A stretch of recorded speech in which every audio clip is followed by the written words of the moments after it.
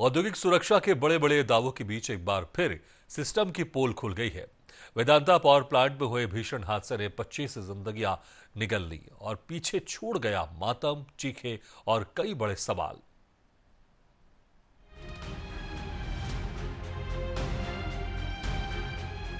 औद्योगिक सुरक्षा के बड़े बड़े दावों के बीच आखिरकार सिस्टम की पोल खुल गई है। वेदांता पावर प्लांट में हुए हादसे ने 25 जिंदगियां निगल ली। हालांकि चीख पुकार और मातम ने कई सवाल खड़े कर दिए। देखिए हमारी एशियन न्यूज की खास रिपोर्ट। वेदांता पावर प्लांट में हुए भीषण हादसे के बाद प्लांट परिसर का मंजर बेहद भयावह था। चारों तरफ अफरा तफरी, घायल मजदूर और अपनों को तलाशते परिवार। हादसे के वक्त बड़ी संख्या में मजदूर प्लांट के अंदर काम कर रहे थे।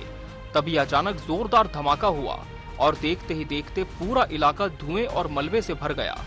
कई मजदूर मौके पर ही दम तोड़ बैठे, जबकि कई गंभीर रूप से घायल हो गए। अचानक तेज धमाका हुआ, कुछ समझ नहीं आया। चारों तरफ धुआं फैल गया, लोग भाग रहे थे, कई लोग नीचे गिर गए। गरम पानी टंकी रही शायद, है ना, तो वह फटिस तब बहुत जन आदमी खत्म हो गई और बहुत जन आदमी घायल हो गई और कुछ आदमी के पता भी नहीं चलते। घटना के बाद प्रशासन और पुलिस की टीम मौके पर पहुंची। राहत और बचाव कार्य शुरू किया गया। घायलों को अस्पताल पहुंचाया गया, लेकिन तब तक कई परिवार उजड़ चुके थे। अब इस पूरे मामले की जांच संभाग आयुक्त सुनील जैन को सौंपी गई है, लेकिन हादसे के बाद अब सवाल जांच से ज्यादा जवाबदेही पर उठ रहे हैं। क्या प्लांट में सुरक्षा मानकों का पालन हो रहा था? क्या पहले से खतरे के संकेत मौजूद थे? और अगर थे तो उन्हें नजरअंदाज क्यों किया गया? स्थानीय लोगों और सामाजिक संगठनों का आरोप है कि प्लांट प्रबंधन की लापरवाही के कारण यह हादसा हुआ। लोगों का कहना है कि अगर समय रहते सुरक्षा व्यवस्था पर ध्यान दिया जाता तो शायद 25 मजदूरों की जान बचाई जा सकती थी।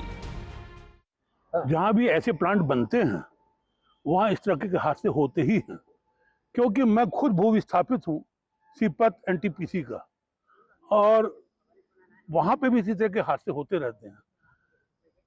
किसी एक व्यक्ति को या किसी एक संस्था को दोषी ठहराने तो कोई अर्थ नहीं है। मैं आपकी बात को समझ भी रहा हूँ, सहमत भी हूँ, लेकिन ये हादसे होते रहेंगे। ऐसे हादसों को न कलेक्टर रोक सकते, न कमिश्नर रोक सकते, न चीफ मिनिस्टर रोक सकते। इन हादसों को अगर कोई रोक सकता है तो सिर्फ मैनेजमेंट रोक सकता है। इस हादसे ने सिर्फ मजदूरों की जान नहीं ली, बल्कि कई परिवारों के सपनों को भी खत्म कर दिया। किसी के घर का बेटा चला गया, कहीं किसी महिला का सुहाग उजड़ गया, तो कहीं छोटे छोटे बच्चे अपने पिता के इंतजार में हैं। प्लांट में हुए हादसे ने कई जिंदगियां छीन ली।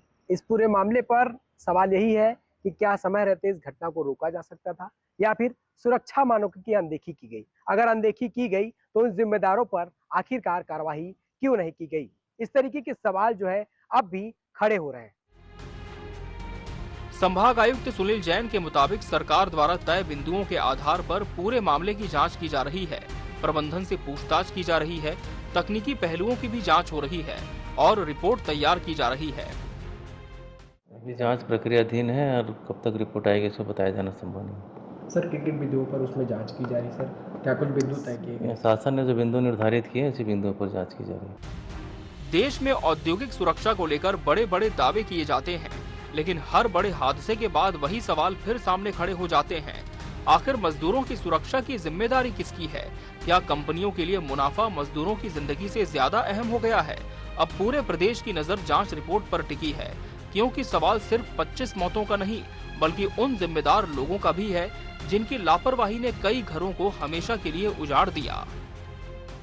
शक्ति पावर प्लांट में हुआ ये हादसा सिर्फ एक दुर्घटना नहीं, बल्कि सिस्टम की विफलता पर बड़े सवाल खड़े कर रही है।